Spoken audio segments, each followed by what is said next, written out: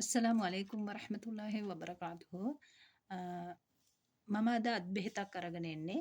අ, මොකටද කිව්වොත් අපේ පිටරට ඉන්න සහෝදර සහෝදරියන්ට විශේෂයි. මොකද එහි දවසේ ගොඩක් වෙලා හිටගෙන ඉන්නේ. ඒගොල්ලෝ ගේ කකුල් රිදෙනවා. මමත් දන්නවා කකුල් රිදෙනවා. අ, නහර ගැට ගැහිම් වලට තමයි මේක ගොඩාක් විශේෂ. නහර ගැට ගැසීම් නිට්ටාවට සුව වෙන බෙහෙතක්. හරිද? අ, මේ බෙහෙත් එක ඇවිල්ලා හදාගන්න විදිහ කියලා දෙන්නම්. ඊට කලින් මං කියන්නම් මේක මට මං මේ සුව වෙච්ච ලෙඩේ මොකක්ද කියලා. එතකොට ඕගොල්ලොන්ට පැහැදිලි වෙයි. මම ඩුබයි වල වැඩ කරනකොට දැනට අවුරුදු 1කමාරකට උඩදී වැඩ කරලා වැඩ කරන ගමන් මම 3-4 වතාවක් වැටුණා බිම. වැටුණා. වැටිච්ච පාර බැක් සයිඩ් එක තමයි බිම ඇනුනේ. ඒ ගමන කොහොම හරි අවුරුදු 2 ඉවර වෙනකොට මට මගේ කකුල උඩ ඉඳලා එතකොට තුනටියේ ඉඳලා උඩ ඉඳලා කොන්දේ ඉඳලා කකුලට යනවා වේදනාවක්. ඒට කකුල අඩිය තියාගන්න බෑ. ඇඳෙන් බැහැලා අඩි 10ක් 15ක් යනකම් හිරි වැටෙනවා. ඒ වගේ වේදනාවක් ලොකු වේදනාවක් තිබුණා. නැගිටලා යන්න බෑ. ඒ වගේ ඇවිදින්න බෑ. ඔහොම තිබුණා. ඔහොම මාස 3ක් දුක් විඳා එහෙ ඩුබයි වලදී බෙහෙත් කරා හරි ගියේ නෑ. ඊට පස්සේ ලංකාවට ගියා. ලංකාවේ ගිහිල්ලා ලංකාවේ ලේ චෙක් කරා. ඔය ඔක්කොම කරා. කිසිම ලෙඩක් අහු වුණේ නෑ. විලුඹු අමාරු සාමාන්‍යයෙන් හැමෝටම එනවා කියලා තමයි කිව්වේ. ඊට පස්සේ විලුඹට බෙහෙත් දෙකක් විද්දා. ඒකත් හරි ගියේ නෑ. ඊට පස්සේදී වෙද මහතුරු හම්බෙන්න ගියා. වෙද මහතුරු පස්සේ කට්ටිය දේවාල පස්සේ යනවා වගේ මමත් ගියා වෙද මහතුරු පස්සේ මාස 8ක් ලංකාවෙත්. එතකොට මාස 8ක් ගියා. මාස 8න් කිසිම සහනයක් නැහැ. අඩුවීමක් නැහැ. ඊට පස්සේ මම කරපු දේ TikTok එක හරහා තමයි මට බෙහෙතක් ඔළුවට මතක් වෙලා තිබුණා. මේ කියන්නේ සේව් කරගත්තු වීඩියෝ එක ඒක මට සේව් වෙලා තිබුණේ නැහැ. කොහොම හරි ෆෝන් එකෙන් ඩිලීට් වෙලා මම කරපු දේ මට දැන් මේක මතක නැහැ. මතක නැති පාර මම සලාතය කරලා මම දෙයියන්ගෙන් ඉල්ලුවා මට මේක කියලා දෙන්න මට පෙන්눔 කරන්න කියලා. ඊට පස්සේ මට කොහොම හරි හීනෙන් පෙන්눔 කරා මේ බෙහෙත. ඊට පස්සේ මම බෙහෙත් එක හදාගත්තා. හදාගෙන බෙහෙත් එක පාවිච්චි කරා. බෙහෙත් එක පාවිච්චි කරනකොට මගේ කකුල සනීප වුණා. හරිද? නිට්ටාවට සනීප වුණේ නැහැ. ඒ වුණාට යම් තාක් හිරිවැටීම් අඩු වුණා, කකුල් අමාරුව විලුඹ කකුල් අමාරුව අඩු වුණා, වේදනාව අඩු වුණා. එතකොට ඒ අඩු වෙගෙන එනකොට ඊට පස්සේ ආර්ථික ප්‍රශ්නයි අපේ ණය ප්‍රශ්නයි ඕවා නිසා මම නැවත රට එන්න තීරණය කරා සෞදියට. එතකොට මහත්තයා කිව්වා ඔයාගේ කකුලත් බෑනේ නෝනා ඔයා යන්න එපා. අපි පුළුවන් විදිහට ජීවත් වෙමු. ඒ වුණාට ණය තියාගෙන ජීවත් වෙන්න අමාරුයි. ණය ගෙවන්න ඕන. ණයවල් ගෙවන්න ඕන. ඒ නිසාම මං කිව්වා කමන්නේ මහත්තයා මං ගිහිල්ලා එන්නම් රට. ආවා. ඇවිල්ලත් එතකොට ඇවිල්ලත් මම ඒත් කකුලේ කැක්කුම තියෙද්දි තමයි ආවේ. තාමත් තියෙනව නැත්තේ නෑ. ඒ නමුත් මට ඇවිදින්න බැරුව එහෙම අර ඉස්සර තිබිච්ච වේදනාවල් නෑ. ඒ කියන්නේ ඒ ඉස්සර තිබිච්ච කැක්කුම ඇවිදින්න බැරුව ඒ වගේ අර අඩි 10ක් යනකොට අඩි 10ක් යනකම් මේ කකුල් වේදනාව ඒව නෑ. ඒව අඩු වුණා.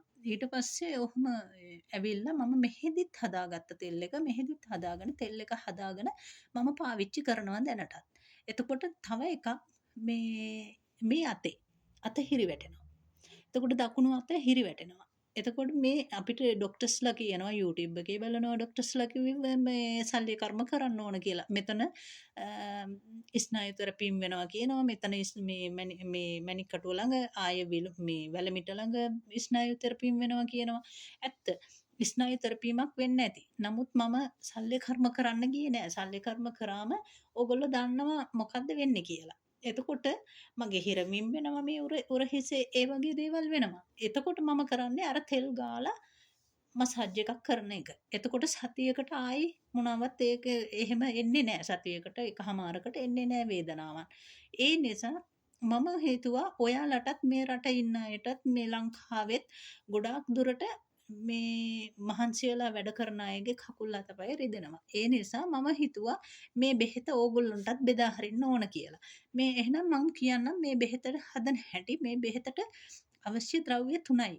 අවශ්‍ය ද්‍රව්‍ය 3 ඇවිල්ලා ඔලි ඔයිල්, ඉඟුරු සහ ඇපල් විනාගිරි.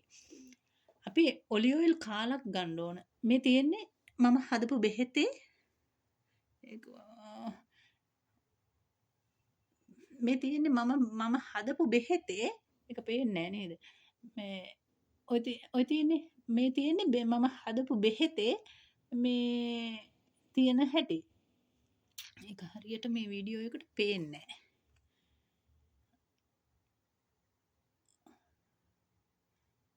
ඔය තියෙන්නේ ඒක ලයිට් එලියටත් දන්නේ නෑ. කොහොම හරි මේ බෝතලේ උඩ තියෙන්නේ ඔලි ඔයිල්. ඊළඟට තියෙන්නේ ඉඟුරු, ඊළඟට තියෙන්නේ විනාගිරි. ඇපල් විනාගිරි. ඔය ඒ තුන ඒ විදිහට මික්ස් වෙලා තියෙන්නේ. එතකොට අපි බෝතලේ ගසලා තමයි අපි පාවිච්චි කරන්න ඕන හොලවලා. එතකොට මේක හදන හැටි කියන්නම්. ඔලි ඔයිල් කාලයි, ඉඟුරු ග්‍රෑම් 100යි, ඇපල් විනාගිරි මේස හැඳි 5යි. 5ක් හෝ 6ක් දාන්න. ඒක දාන්නේ ඉස්සෙල්ලා ඉඟුරු ටික බ්ලෙන්ඩ් කරගන්න. ඉඟුරු ටික පොත්ත පිටින් සෝදලා වතුර පිහසලා බ්ලෙන්ඩ් කරගන්න. බ්ලෙන්ඩ් කරගෙන ඉවරලා ඔලිව් ඔයිල් සමග කවලම් කරලා ඔලිව් ඔයිල් සමග කවලම් කරලා තියන්න ලිප උඩේ. මද ගින්නේ රත් කරන්න. මද ගින්නේ රත් කරලා සාමාන්‍ය ගානට රන්වන් පාට වෙනකොට සාමාන්‍ය ඒ කියන්නේ ගොඩක් තැම්බෙන්න මේව කරන්න දෙන්න එපා. එහෙම සාමාන්‍ය ගානට රන්වන් පාට වෙනකොට ලිප නිමන්න. ලිප නිමලා ඉවර වෙලා තෙල් එක නිමෙන්න අරින්න. නිමෙන්න ඇරලා ඉවරලා ඔලිව් ඔයිල් මේස හැඳි 5-6 කවලම් කරන්න. කවලම් කරලා අර පෙරා ගන්න. පෙරාගෙන ඉවර වෙලා ඉඟුරු ටිකත් මෙරිකලා ගන්න. මෙරිකලා අරගත්තට පස්සේ ඔයාට පුළුවන් නම් ලොකු බෝතලයකට දාන්න ඉඟුරු ටිකත් එක්කම. ඒ දාලා මේ ඔයාලට තියෙන බෝතල් ලොකු බෝතල් තියෙනවා. අර වොරගෑනප් වෙන බෝතල් එහෙම රට ඉන්න අයට නම් ලංකාවේ නම් බෝතල් ගන්න එහෙම මේ නෑනේ. ඒ බෝතල් වලට බෝතලයකට දාගෙන අර පෙරලා වතුර ටික අර මේ තෙල් ටික ගන්න. තෙල් ටික අරගෙන ටිකින් ටික ඊට පස්සේ මසාජ් කරන්න. තෙල් ටික ගාලා මසාජ් කරන්න. ඔයාගේ කකුල් වේදනාව කොහෙන් යනවද දන්නේ නැහැ. පහුවදාට හරිම සනීපයක් දැනෙන්නේ කකුලට ගාලා කකුල් වලට කකුල් කැක්කුම් මේ බෙහෙත් බීලා කිඩ්නි අරෝමේ වලට බලපානවනේ. බෙහෙත් ඒ වගේ බොන්න හොඳ නෑනේ. මේක ගන්න. මේක තමයි හොඳම බෙහෙත. මේක හැබැයි නහර ගැට ගැසීම් වලට නිට්ටාවටම සනීප වෙන බෙහෙතක්. නහර ගැට ගැසීම් නිට්ටාවටම සනීප වෙනවා. ඒක මං 100ට 500ක් සුව කරලා මං කියන්නේ ඕගොල්ලන්ට ඔය නහර ගැට ගැසීම් තියෙන අයට ගොඩාක් හොඳයි. ඒ බෙහෙත හදාගෙන ලේසිම බෙහෙතක් හදාගෙන ඕගොල්ලොත් පාවිච්චි කරලා කමෙන්ට් එකක් දාන්න. සුබ දවසක්.